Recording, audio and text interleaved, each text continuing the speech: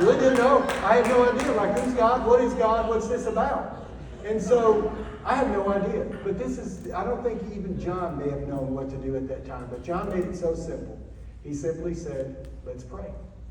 And so, man, we grabbed hands there, we prayed, and my life was changed. I mean, like, things totally changed. I could go longer and tell you a lot more stories that might bore you. So I'm just going to continue on. But 2 weeks later, I found myself, Michael, at an altar. Steve, I knelt down at this altar. And I say, God, I do not know if you can do what these people say you can do or not. But if you can, I'll serve you. Now, the most amazing thing happened right there. These two kind ladies, they came and laid hands on me. They prayed over me. And I'm thinking to myself, I don't know if God can hear my prayers or not. But I'm pretty sure he can hear these ladies. And so, thankfully, when I got up from that altar, I never needed another drug again, never needed another relationship again to be whole. And so,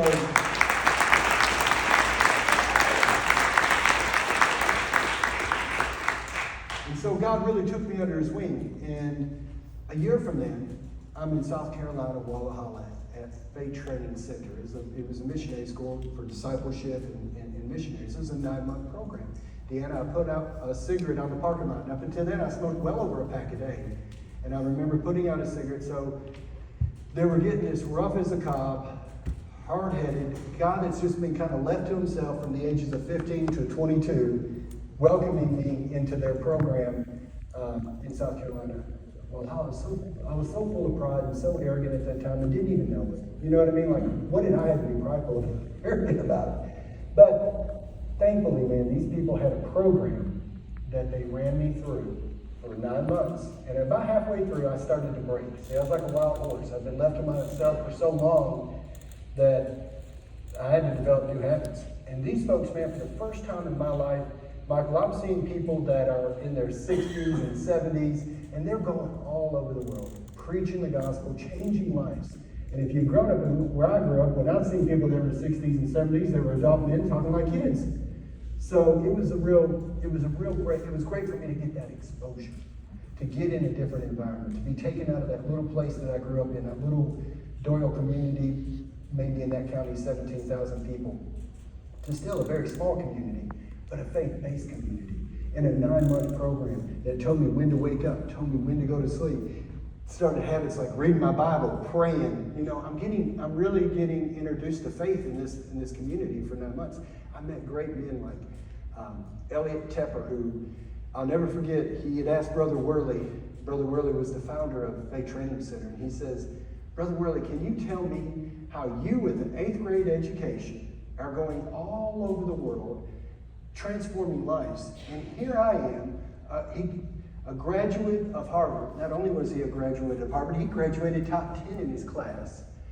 He got messed up on using drugs, ended up being introduced to Faith Training Center. He goes through this program. But he says, how is it you with an 8th grade education, going all over the world, doing these great things, here I'm graduated from Harvard, and I can't figure it out? And he said, well, brother, you need to have a John the Baptist experience. You need to cut off your head. You're thinking too much.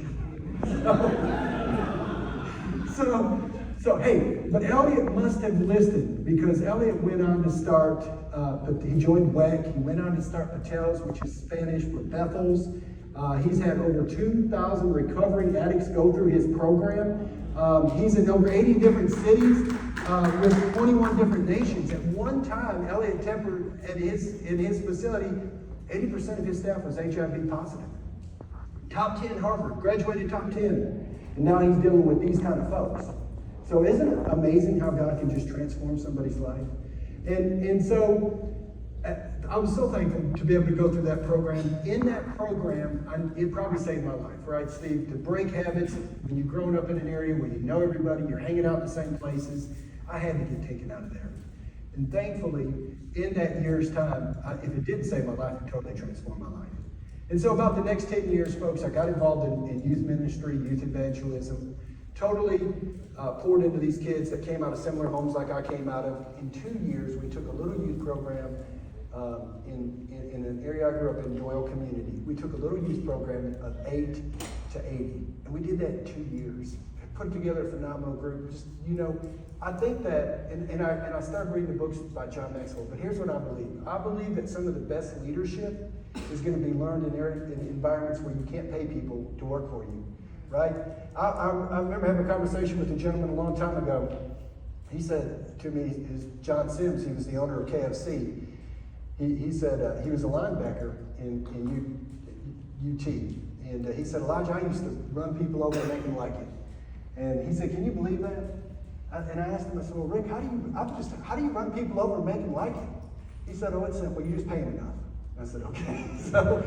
So that's the secret to that, if you want to write that down. No. The truth is you shouldn't have to, when you have a vision bigger than yourself, and you use your influence and your gifts of persuasion to help other people, that's true leadership. And so I think I learned some of my best leadership in that little church and that part of that community. Did that for about 10 years, phenomenal time in my life. God gift wrapped and packaged an amazing, beautiful wife. He sent her all the way over that pond from the UK to America. And by way of my broker, about when I was 29, I got my real estate license. Wasn't doing much with it, but my broker, Jane Wright, had met Lindsay while working on Highland America, the cruise ships, and invited her to come back to America. I never forget, Miss Jane said, hey, I know this guy. He ain't got a whole lot going on. I'm sure he'd be glad to show you around. And I happen to be that lucky guy. Right? And honestly, I didn't have a whole lot going on. So God must have known what I needed. Because remember, a lot of the reasons why people don't show up for coaching is they just don't feel valuable enough. And I was still struggling a lot with my value at that time. But God sent this amazing woman who had enough confidence, Michael, for 10 people. And so Lindsay and I started working together. And again, guys, what I want to discuss with you all today is the value of having a coach and the value of being a part of a mentorship and leadership program. So Lindsay and I, in our world of real estate sales, working together, we could close about 35 properties a year. We'd work with about 35 people, help them sell their buy real estate. And in our world, you're a pretty good producer. Last year, 74% of all real estate agents of 1.6 million industry, 74% sold 2 deals or less. Helped 2 people or less buy or sell. So we were okay where we were at. But Lindsay and I knew there were more. And we were ready to start a family. And so Lindsay and I, we signed up for Mike Ferry. He was, at that time, the #1 real estate coach in North America.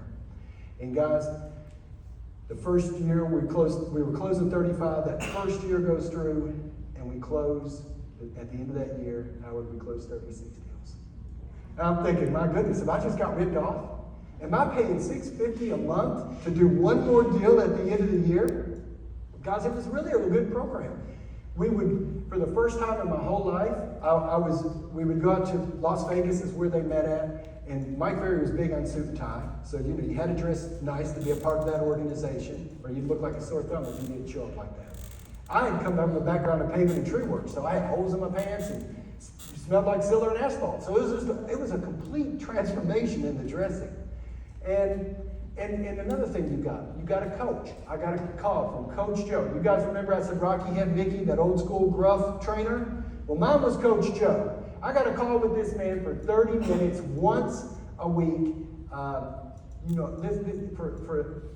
He was with me for over 13 years. But man, this guy knew what it was going to take. Like, I wanted it easy. And I wanted you to just kind of lay it out for me as easy as possible. But if you're going to go to that next level in sales or in your industry, whatever you're doing, it ain't easy.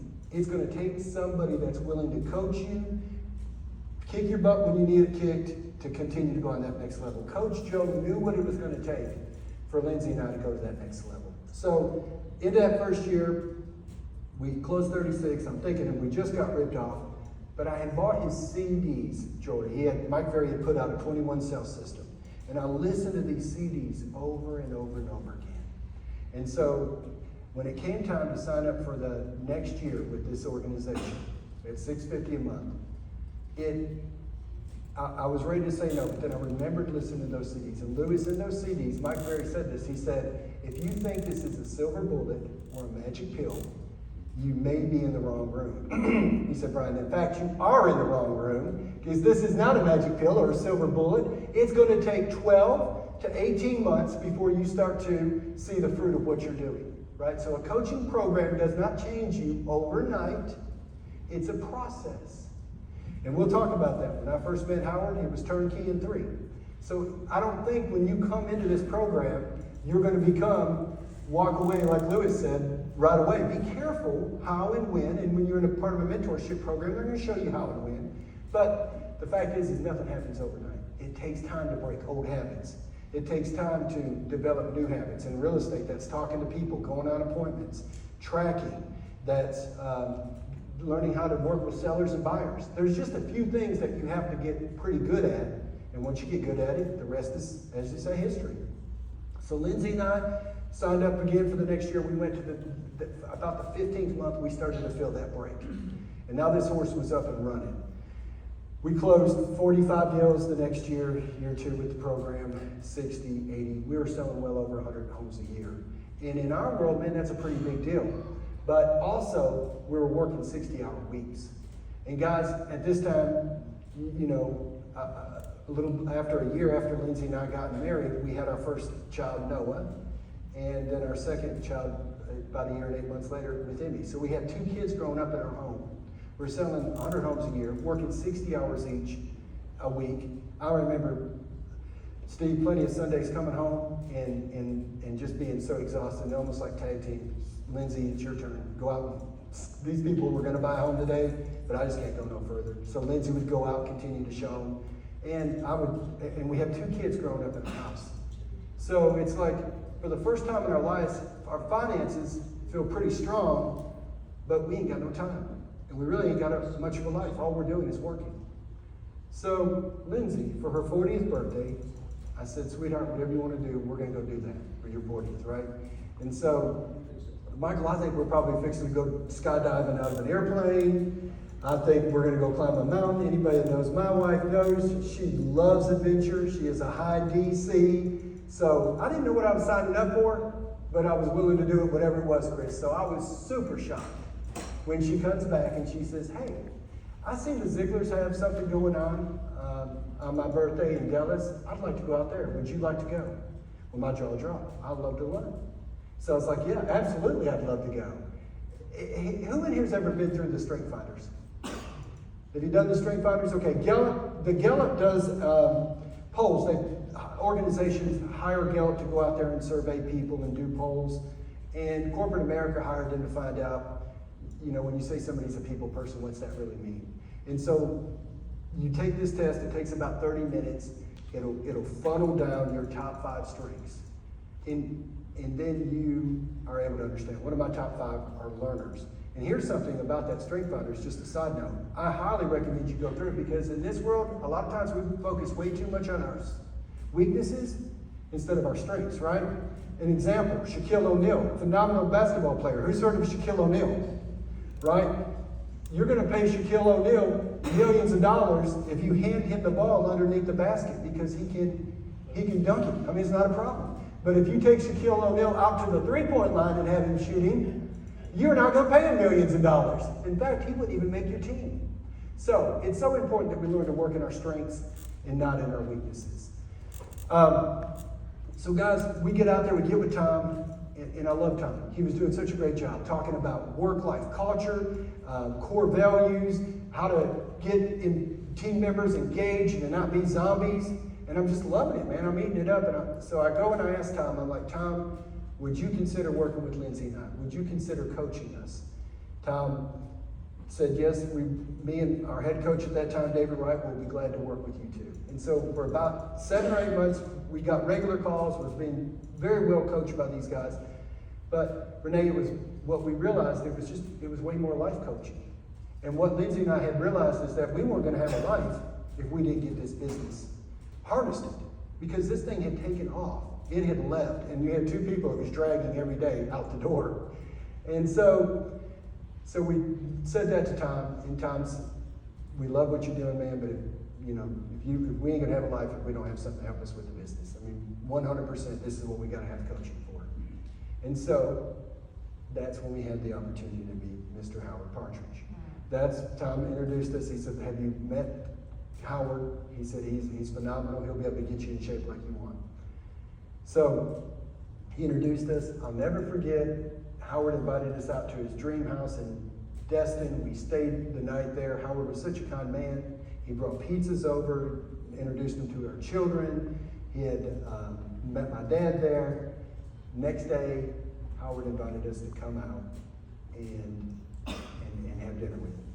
And so Lindsay and I went out to meet Howard for dinner. And of course, Lindsay and I had the talk before leaving. I'm sure you all probably have had this talk before, right? We're not buying anything. We're not signing up for nothing. We're just going to go have dinner and hear the man out. Now, everybody knows my wife, that conversation was 100% for me. Had nothing to do with her. Because who knows that Warren Buffett's right-hand man, Charlie Munger, you know what they call Charlie Munger, right? The abominable no man. Like, that's what Warren called him, the abominable no man. So Lindsay's going to say no right off the bat. So that conversation was 100% for me. We get there, we're having dinner with Howard, and all of a sudden, Lindsay just gets quiet. She just ain't talking. And so Rob, I look over at Lindsay, and man, tears are just flowing down her eyes. And as I looked over at Howard just kind of shrugged. It's like, I don't get it. And I don't get it either, because Rob, you know, is a DC. My wife is a DC in the disc. You don't get overly emotional. This isn't normal when you see a driver, clerical personality that's all task-driven with tears flowing down their eyes. And so, all of a sudden, she looks up, she points at that man right now at the back of the room, and she says, this man has the heart of a shepherd. And it just blew us away. It just blew me away. And so, Howard again just kind of shrugged. And I knew then that this was the right person for us to sign up with to help us get our business harnessed. And I kind of mentioned, what do we need to do? What's next steps? And then I felt a thump under the table, Rob. That DC was like, we ain't buying nothing. Remember, we're just conversating. So now, the next week I called Howard. We talked about it. I was already sold because again, guys, remember, we're working 60-hour weeks. We have the kids growing up. We have something that has made us somewhat profitable, but it's taken our whole life. This thing has taken our whole life. We've become what, you guys seen the picture of Howard in the prison suit up here on the camera earlier? Well, that's what we've become. We've become imprisoned to our business. It had us locked up. We couldn't get free of it. And we still enjoyed it, but it was just overwhelming us. And so, talked to Howard, we got signed up, and I'm going to be honest with you, Brian, I was already sold. Like, my wife, I knew when she had been touched by God and that discernment she has, like I knew. So I didn't care. I was already sold. But I didn't have an idea what I was fixing to get involved in. Because I didn't know that you were going to be here. I'll never forget coming to my first quarterly. Guys, this is about 4 years ago. And again, who in here is in here for the first time? Show of hands, please. All right, I'm not going to make you get up against the wall like Sherry did. I know y'all are a little gun shy right now, right? You're like, what are they going to do this time? But hey, I want to talk to you for just a minute. If you're here for the first time, you're who I want to talk to. And this ain't a great visual, but it's a little bit of a visual. And I think we need just a little bit. You guys know what this is? It's a power source. It's a charger. Okay, I want you to look at this inner circle community, this phenomenal community, like a power source, right? For all of you that got up here and talked about your books earlier, you know what I'm talking about, right? You got to get plugged in to this power source. And all you got to do, this power source, I want you to look at the inner circle community and think of it like this has enough power to not just light up your business, but to light up your whole life. Like, you see these people that came in here earlier and talked about their books. I don't think they knew when they signed up for this that they were going to be able to write books, share testimonies, change lives. I'm telling you guys, in this inner circle, there's enough power to light up not just your business, not just your life, but this is enough to light up your whole community. Like your whole business. And so all you got to simply do is just plug in to this phenomenal community. Okay? So what do I mean, Deanna, when I say plug in? What do I mean by plug in? All right, plugging in means getting to know who your coach is. Right off the bat. Again, if you're here for the first time, this is one of your first events, second event, third event, I would highly recommend totally get to know your coach. Totally get connected to your coach. Get plugged in to your coach. And then I would say, lean into that coach. Say, what would you recommend? And then there are going to be some pods that you need to sign up for. Right, Mindy? You're going to get, because I remember when I first started, I was on pods a lot. Mindy was on pods, all the pods. And so your coach is going to know where you're at. And they're going to know, like, which pods are the best for you, which ones you need to be going to. And then I'm just going to say, do what your coach says. When you're plugged in, go all in. Don't half-step it. If they recommend it, get involved in it. So get plugged into those pods. And then another way I would say, when I say get plugged in, getting plugged in really looks like showing up every quarter.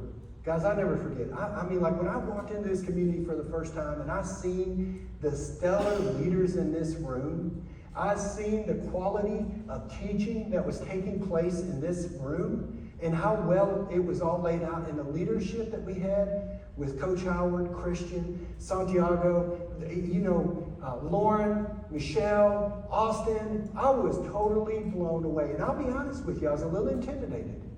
Because unfortunately I had that little bit of a comparison trap. And I'm thinking, how do I compare to these guys? Am I going to even rank in here? Am I going to fit in? But that went away real quick because you had kind people like Michelle. You had great men like Greg Boss over here. Steve, that would just come up to you and get to know you. Ask about your business. Try to help you out. So here's what I recommend. And when you get in these rooms and you come once a quarter, come prepared to share a win. But also come prepared to know where you're struggling. And find somebody, because I guarantee you, Sherry's probably already been there. Bella, I talk to Bella all the time. She runs a sales team. I learn a lot from listening to her. Things that I wouldn't think about doing. But that's what I'm talking about when I say get plugged in. Just come ready with a question. There's going to be an answer in this room. I would almost guarantee it. And then, I believe we'll probably do it this time. I'm not 100% sure, but almost every quarter we went through the business wheel of life. And see, for Lindsay and I, our challenge was we had some of the tracking going on, we had some of the administrative work going on, but our operations was sinking. See, before joining the Inner Circle, Howard, we had hired, Lindsay and I went back and looked through it, Coach. We had hired 36 people in 4 years, which may or may not be a big deal. Some of you, it's probably going to go through a lot more people than that. But for us, that was a pretty big deal to go through 36. And when we got looking at it, it was primarily in the operations, not the sales. Now, why would that be? Lindsay and I are both naturally geared towards sales. So I think you should work at 6 or 7 at night. But folks in operation, they don't feel that way. So it took getting in rooms like this, hearing Sherry express her stories, and Elise begin to share about so we all start. We all start somewhere. And that's why I say, get plugged into your coach. They're going to know. Now, guys, it was about a year ago. I went off to Pigeon Forge. We have a little Airbnb out there, and I was just like, God, I need some time with you to pray, and had some questions. And one of those big questions was the next hire that we brought in could totally take Lindsay out of the 9 to 5, totally out of the business. And so I'm out there praying, and I'm just like, I should probably ask Coach what he thinks about this. So I text Coach Howard. I said, hey, Coach, you got a minute? And very quickly, Coach texts back, and he says, yeah, boss, call anytime. So I called. I said, Coach, here's the question. I said, this next hire that we have could totally put Lindsay out of the 9 to 5. Now, guys, we've been with the program 4 years. This is really right around our 3rd year period. And I said, so, Coach, what do you think? You know what he said? Can I ask you a question? Exactly. And he asked me one of the best questions that you could ask. He said, what's Lindsay want to do? So he was safe that day, right? So I called Lindsay, and we talk about it, we pray about it. And Lindsay's so kind, man. She says, like, Elijah, I love the vision. I love working in this community. I love what we're doing. And I think I'd be bored if I wasn't doing that. So, Howard, thank you, man. Turnkey in 3, we were there. You got us there. I would say today we're still working in the business because we want to, not because we have to. You know, and that's what Coach told me right in the beginning, Santiago. He said, hey man, build this business to sell it and then keep it. And get it running so good that if you're not there, it's still going to be okay.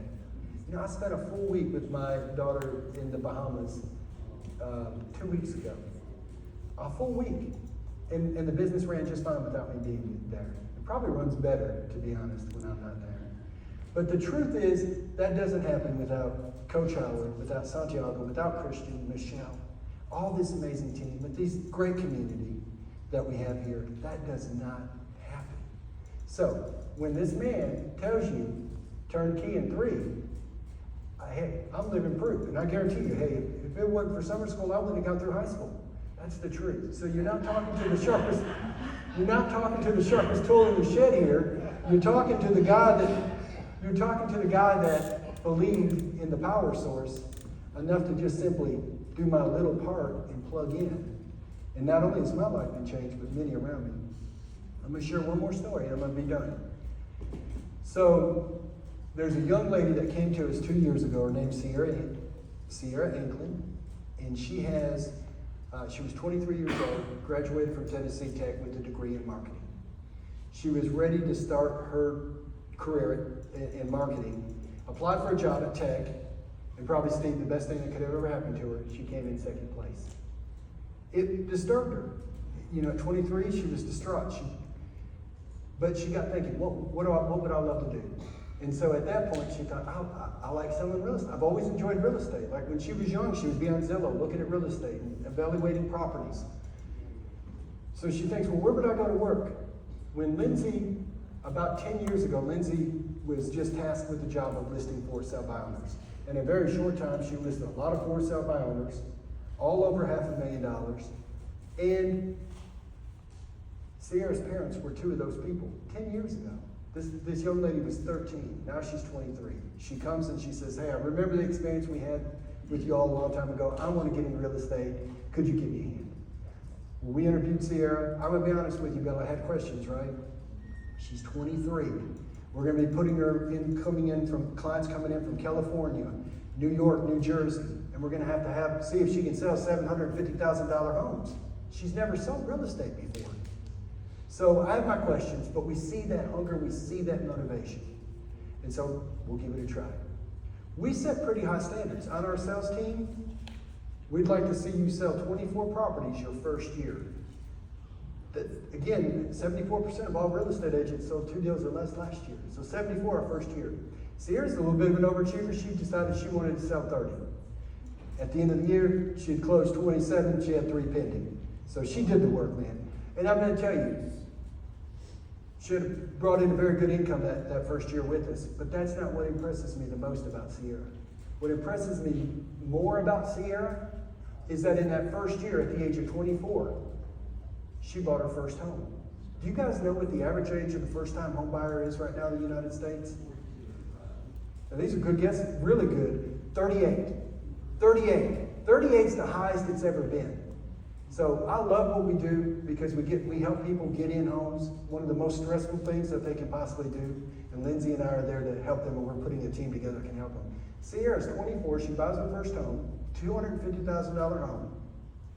When Sierra is 39, she will have her home paid off. 1 year after the average first-time home buyer is buying theirs, right? So not only now is she making a decent income, but she's investing in her wealth, which is really impressive to me. Now, I'm going to tell you this too, just a side note. Your home appreciates in America about 5% every year. So on $250,000, that's $12,500. By the time she's 39, she pays that home off that she gave $250 for, it'd be worth $450. So, amazing young lady. But guys, that ain't what impresses me the most about Sierra. What impresses me, Michael, the most about Sierra is this young lady will get up at about 5 a.m. 3 days a week, get ready to come meet my wife, and these two will go for a walk, go to the gym and work out, take turns watching each other work out, and the other one talk while the one's working out. So, I'm a firm believer in the 2 Timothy 2:2 principle. And I believe this community has been set up that way. Like with Coach Howard, he don't want us to just get it. He wants us to help other people get it. So when one of us gets it, then it's our gift and responsibility to be able to go help somebody else get it. So I'm so thankful that Coach said, what does your wife want to do? That I was able to make that phone call, and that Lindsay's like, I still love what I do, and I would be bored not doing this. And that now she has a heart to pour back into others. And guys, that we have the opportunity to get people plugged in, like when Jim and others have told us here today, 80% of all these small businesses will probably fail in the first 5 years, maybe 10, but they're failing pretty quick. And we get to be a part of that 20%, and we can get them in a room like this. Why wouldn't we?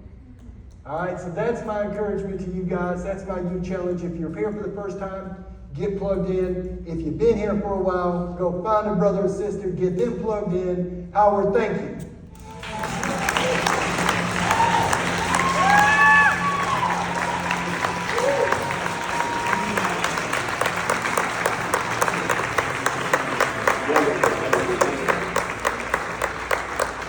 That was so good, wasn't it? So good. I saw him speak at Speakers Boot Camp. I said, okay, are you coming to conference? He said, yeah. I said, well, then you're going to be on the stage. In just a few minutes, I'm going to bring up